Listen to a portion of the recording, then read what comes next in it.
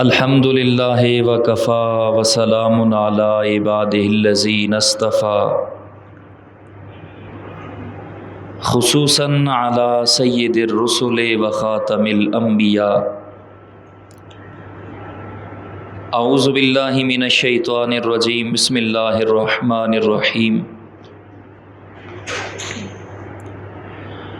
الحمد للہ الذی خلق السماوات والارض وجعل الظلمات والنور ثم الذین کفروا بربهم یعدلون صدق اللہ العظیم۔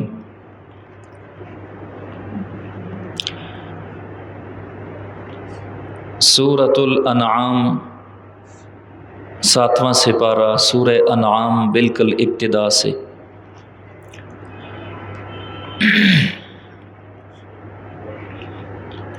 سورہ انعام کے شروع میں جو پہلا لفظ ہے، جو پہلا جملہ کہا گیا وہ ہے الحمدللہ۔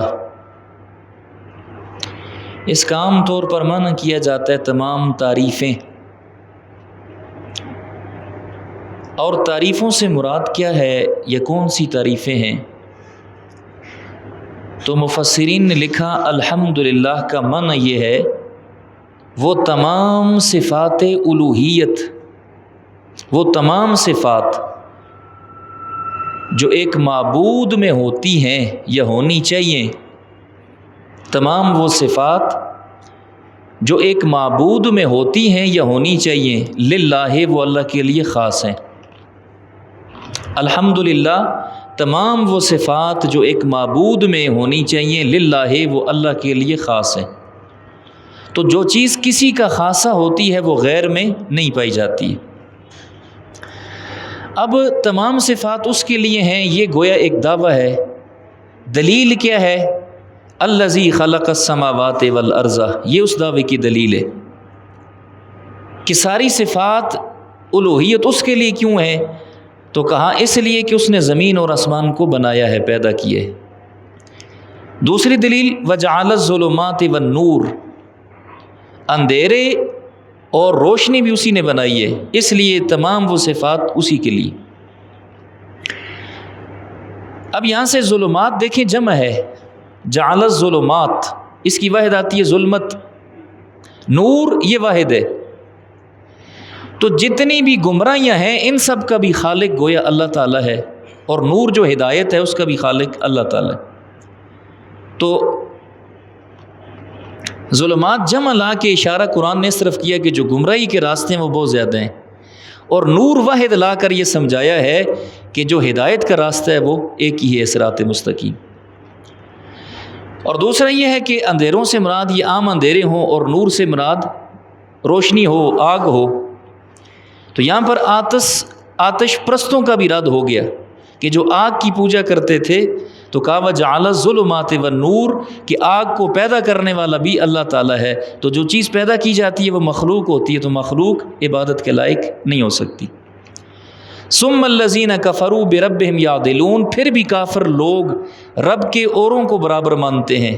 یہ اس کو کہتے ہیں نا گلہ شکوہ۔ دلیل بھی سمجھا دی، دعویٰ بھی سمجھا دیا، پھر آگے گلہ کیا ثم الذین کفروا بربہم یعدلون، پھر بھی کافر لوگ اوروں کو رب کے برابر بناتے ہیں۔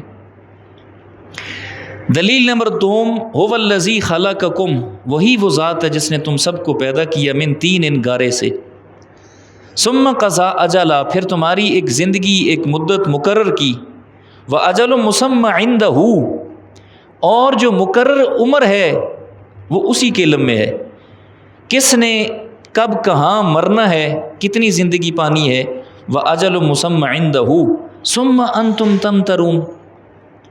دوسرا گلہ کیا پھر بھی تم شک کرتے ہو۔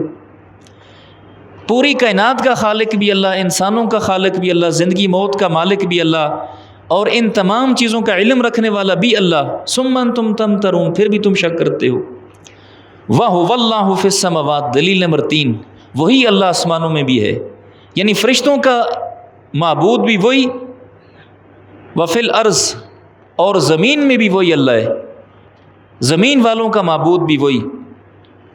یعلم سرکم و جہرکم، تمہارے راز، تمہارے دلوں کی باتیں بھی وہ جانتا ہے، تمہارے جہر کی باتیں جو تم اعلانیہ کرتے ان کو بھی جانتا ہے۔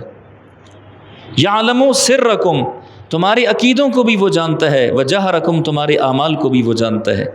یعنی جو پوشیدہ ہوتا ہے ان کا تعلق عقائد سے ہے، اور جو ظاہر کیے جاتے ہیں ان کا تعلق اعمال سے ہے۔ اب یہاں پہ ایک مسئلہ یاد رکھیں کہ جو احکامات ہیں کل یہ دو قسم کے ہیں۔ احکامات جو ہیں یہ دو قسم کے ہیں، کچھ کا تعلق عقیدے کے ساتھ ہے، کچھ کا تعلق عمل کے ساتھ ہے۔ اور بڑی عجیب آپ اگر وہ دیکھیں نا، اتفاق دیکھیں کہ وہ احکامات جن کا تعلق عمل کے ساتھ ہے ان میں رخصت بھی ہے، گنجائش بھی ہے۔ آپ اگر کھڑے ہو کر نماز نہیں پڑھ سکتے، معذور ہیں، تکلیف ہے، تو آپ بیٹھ کے پڑھیں۔ اگر آپ بیٹھ کے نہیں پڑھ سکتے آپ لیٹ کے پڑھیں، لیٹ کے نہیں پڑھ سکتے آپ اشارے سے پڑھیں۔ عمل ہے نا، نماز فرض ہے، لیکن عمل میں آپ کو گنجائش دے دی، آپ اگر معذور ہیں تو بیٹھ جائیں، نہیں ہیں تو لیٹ جائیں، نہیں ہیں تو اشارے سے پڑھیں۔ اگر آپ سفر پر ہیں تو مشقت ہے، کہا 4 کے بجائے 2 پڑھ لیں۔ روزہ ہے، اگر آپ بیمار ہو گئے، سفر پر ہیں، آپ اس کو چھوڑ دیں، بعد میں جب بیماری دور ہو جائے، سفر ختم ہو جائے، پھر رکھ لیں۔ بہت ہی زیادہ بوڑھا ہو چکا ہے جو رکھنے کے قابل ہی نہیں، تو کافی فدیہ دے دیں۔ ایسا مریض ہو چکا ہے کہ اب اس کے قابل ٹھیک ہونے کی گنجائش ہی نہیں، تو کافی فدیہ دے دیں۔ زکوٰۃ ہے تو اس کے لیے ایک نصاب مقرر کیا کہ جس کی مالیت اتنی ہے تو وہ زکوٰۃ دے، اس سے کم مالیت ہے تو کہا زکوٰۃ بھی نہ دیں، حالانکہ ہے فرض ہے۔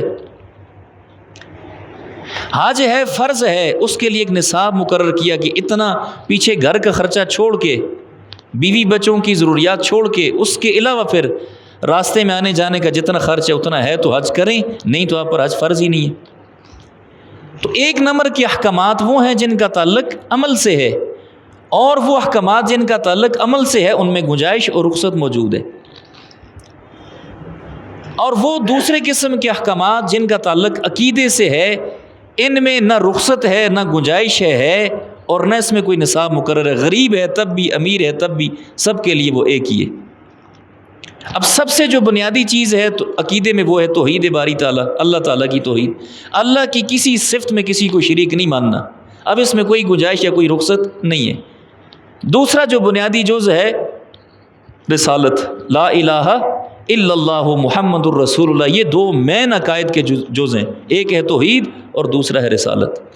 محمد الرسول اللہ سچ حق نبی ہیں، اس میں کسی قسم کی کوئی گنجائش نہیں ہے۔ اسی طرح پھر ختم نبوت ہے، جس طرح رسول اللہ کی رسالت حق ہے، عقیدے کا مسئلہ ہے، اسی طرح ختم نبوت حق ہے اور عقیدے کا مسئلہ ہے۔ اس میں جس طرح عقیدے کے اندر میں نے جس طرح پہلے گزارش کی، کوئی گنجائش یا رخصت نہیں ہوتی، عمل میں ہوتی ہے۔ آپ صلی اللہ علیہ وسلم کے بعد قیامت تک کسی کو نبوت نہیں ملنی ہے، محمد رسول اللہ آخری نبی ہے، یہ عقیدے کا مسئلہ ہے۔ آمنت باللہ و ملائکتہ و کتبہ و رسلہ والیوم الآخر والقدر خیرہ و شرہ من اللہ تعالی والبعث بعد الموت۔ آمنت باللہ کما ہوا باسمائہ و صفاتہ، یہ عقائد ہے نا۔ آمنت باللہ کما ہوا باسمائہ و صفاتہ، تمام اپنے ناموں اور اپنے تمام صفات میں اس کا کوئی شریک نہیں۔ وقبلت جمیع احکامہ اقرار باللسان و تصدیق بالقلب۔ تو وہ احکامات جن کا تعلق عمل سے ہو ان میں رخصت بھی ہے، گنجائش بھی ہے، اور وہ احکامات جن کا تعلق عقیدے سے ہے ان میں کسی قسم کی کوئی رخصت اور کوئی گنجائش نہیں ہے۔ تو یہاں اس لیے تنبیہ کر دی، یعلم سرکم و جہرکم، تمہارے پوشیدہ جو عقیدے ہیں ان کو بھی جانتا ہے، و جہرکم، جو تمہارے اعمال ہیں ان کو بھی جانتا ہے۔ وَيَعْلَمُ مَا تَكْسِبُونَ، اور جو تم کماتے ہو اللہ ان کو بھی جانتا ہے۔ آگے پھر گلہ ہے، وَمَا تَأْتِيهِم مِّنْ آیَةٍ مِّنْ آیَاتِ رَبِّهِمْ، اور ان کے پاس جو بھی آتی ہے رب کی نشانی، إِلَّا كَانُوا عَنْهَا مُعْرِضِينَ، مگر وہ سے اعراض کرتے ہیں۔ فَكَذَّبُوا بِالْحَقِّ لَمَّا جَاءَهُمْ، پس انہوں نے حق کو جھٹلایا جب ان کے پاس آ پہنچا۔ فَسَوْفَ يَأْتِيهِمْ أَنبَاءُ مَا كَانُوا بِهِ يَسْتَهْزِئُونَ، پس ان قریب جس چیز کا یہ مذاق اڑاتے ہیں اس کی خبر ان کے پاس آ جائے گی۔